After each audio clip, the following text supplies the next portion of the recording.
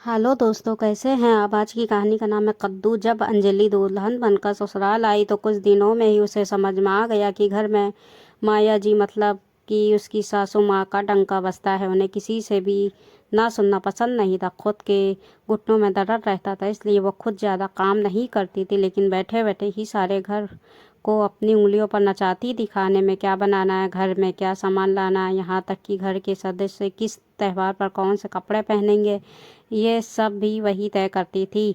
लेकिन उनकी सादत के कारण उनकी बड़ी बहू मतलब अंजलि की जेठानी संगीता बड़े दबे स्वर में उनको ना नुकुर करने की कोशिश करती रहती थी, जिसके कारण माया जी उससे कुछ खास खुश नहीं रहती थी।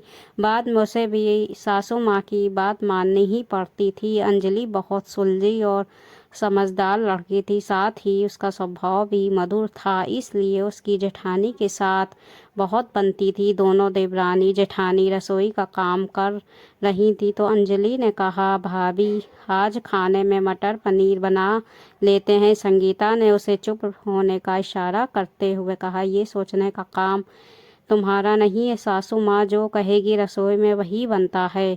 जब माया जी से पूछा कि खाने में क्या बनाना है तो उन्होंने कहा, कद्दू की सब्जी बना लो। संगीता ने दबे स्वर में कहा, लेकिन मम्मी जी बच्चे कद्दू नहीं खाते। माया जी ने आंखें चौड़ी करते हुए कहा, बड़ी बहू बच्चों को सब कुछ खाने की आदत डालनी चाहिए। संगीता मुंह बिचकाते हुए रसोई में वापस आकर कद्दू काटने लगी। अंजलि चुपचाप ये सब देख रही थी। तीज का त्यौहार आने वाला था। अंजलि की ससुराल में पहली तीज थी, इसलिए वो बहुत उत्साहित थी। एक दिन संगीता अंजलि के कमरे में बैठी थी तो अंजलि उसे अपने मायके से ला आई हुई साड़ियाँ दिखाने लगी। अंजलि ने चहकते हुए कहा, भाभी तीज पर मैं तो ये हरी वाली साड़ी पहनूंगी और आप क्या पहनोगी।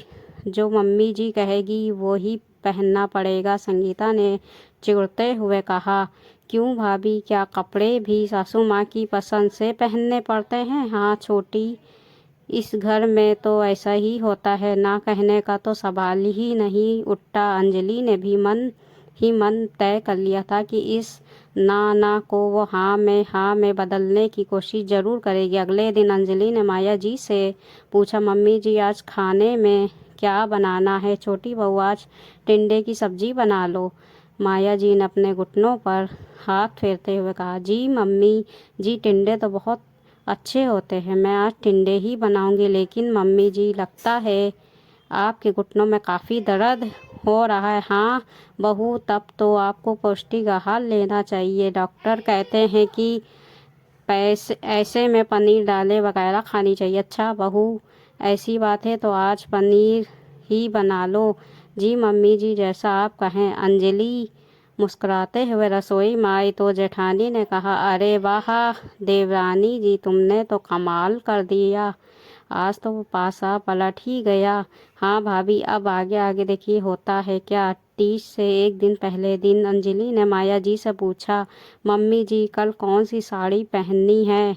बहू वो लाल वाली साड़ी पहन लेना जो मैंने दिलाई थी। जी मम्मी जी, आपकी पसंद सचमुच बहुत अच्छी है, मुझे भी वो साड़ी अच्छी लगी। लेकिन क्या बहू, माया जी ने आंखें दिखाते हुए कहा, अरे वो पड़ोस वाली शुक्ला आंटी की बहू कह रही थी कि मेरी लाल साड़ी उसकी साड़ी से हल्की लग रही है। आंटी जी मतलब कि आपको सिर्फ ऐसी ही साड़ियाँ पसंद आती है, लेकिन मैंने तो साफ साफ कह दिया मम्मी जी की पसंद बहुत अच्छी है और मेरे पास भी इससे बहुत अच्छी अच्छी साड़ियाँ हैं। मैंने ठीक कहा ना मम्मी जी। हाँ हाँ बहू। फिर थोड़ा रुक कर उन्होंने कहा, बहू एक काम करो, तुम इस बार कोई दूसरी भारी साड़ी पहन लो, ये लाल साड़ी फिर कभी पहन लेना। जी मम्मी जी जैसा आप कहें। अंजलि ने अपनी पसंद की हरी साड़ी पहन कर ही तीज की पूजा की। अंजलि की जेठानी संगीता को बहुत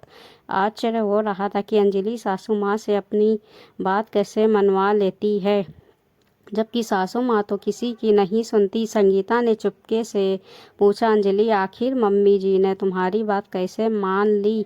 अंजलि ने आंख मारते हुए कहा, भाभी ये सब तो बस जी मम्मी जी का कमाल है। संगीता हैरान थी, इतने में माया जी की आवाज़ आई, बड़ी बहू जरा सबके लिए चाय पकौड़े बना दो। इस बार बिना सोचे संगीता भी बोल पड़ी, जी मम्मी जी। दोस्तों, जब किसी को ना सुनना पसंद नहीं तो ज़रूरी नहीं कि उसे ना ही कहना पड़े। कभी कभी हाँ कहकर भी उसे ना में बदला जा सकता है। ये कहानी आपको अच्छी लगी तो कहानी को लाइक, सब्सक्राइब और शेयर ज़रूर कर दीजिएगा।